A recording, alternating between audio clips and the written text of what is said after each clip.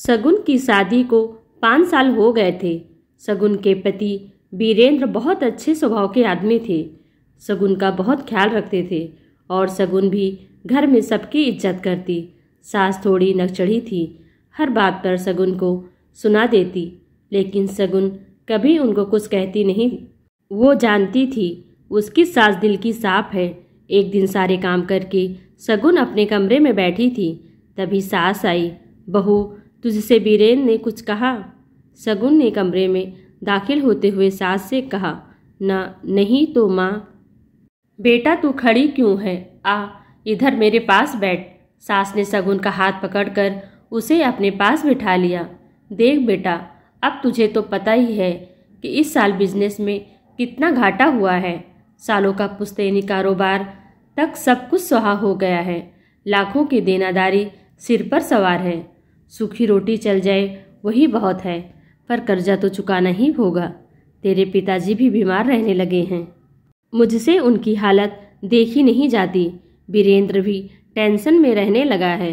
अब सुनती हूँ कि वह पीने भी लगा है। देख बेटी, अगर तू अपने पिताजी से 5 लाख रुपए मांग ले तो वह एक बार फिर से कोशिश कर सकता है। सास ने सीधे सीधे शब्दों में स्पष्ट रूप से सब कुछ कह दिया। पर माँ, पिताजी पर तो पहले से ही 3 लाख रुपए का कर्जा है। अब भैया के गुजर जाने के बाद घर में कोई और कमाने वाला भी तो नहीं है। पेंशन के पैसों से ही बड़ी मुश्किल से घर चल रहा है। शगुन की आंखों में आंसू बहने लगे। सब ढकोसला है। क्या मुझे नहीं पता कि बाजार वाले घर का भी किराया आता है? सास को तनिक भी दया नहीं आई। पर मम्मी, उसका तो केस चल रहा है। सारा किराया कोर्ट कचहरी के खर्चे और वकील की फीस में चला जाता है। शगुन ने सिसकते हुए कहा। माँ, अगर घर के हालात ठीक होते तो मैं कह देती पिताजी से, लेकिन उनके हालात खुद अच्छे नहीं हैं। मैं अपनी परेशानी उनको नहीं दे सकती। वीरेंद्र कुछ ना कुछ कर लेंगे, मैं सब जानती हूँ। मुझे ज़्यादा समझाने की ज़रूरत नहीं है। चल उठ, रुपए लेकर आ, नहीं तो तेरे लिए इस घर में अब कोई जगह नहीं है। वह उसे बाजू से पकड़कर घसीटती हुई दरवाजे तक ले आई।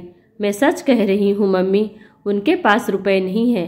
शगुन ने गिड़गिड़ाते हुए सास के पैर पकड़ लिए। मुझे कुछ नहीं पता, चुपचाप रुपए लेकर आ। सास ने उसे घर से बाहर धकेलकर दरवाजा बंद कर लिया। रुपए नहीं हैं, वह बड़बड़ाते हुए किचन की ओर चल दी। लगभग 20 मिनट के बाद घर की घंटी बजी। उसने सोचा शगुन ही होगी। कमबख्त ऐसे नहीं मानेगी, अभी ठीक करती हूँ। हाथ में छड़ी लेकर वह दरवाजे तक बढ़ी, लेकिन दरवाज़ा खोलते ही उनके होश उड़ गए।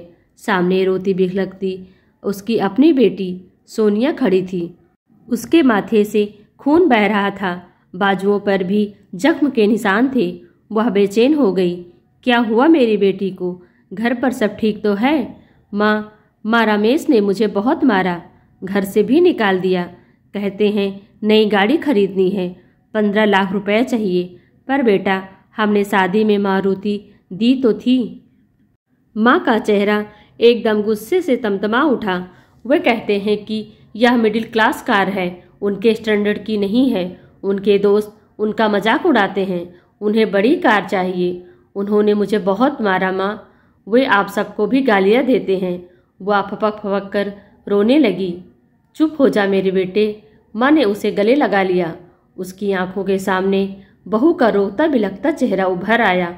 वो बेटी को छोड़ बहू को लेने भागी। शगुन बाहर बैठे ही चुपचाप वो बहू को अंदर ले आई। चुप हो जा शगुन, यह तेरा ही तो घर है। मेरे बेटे, मैं तेरी गुनहगार हूँ।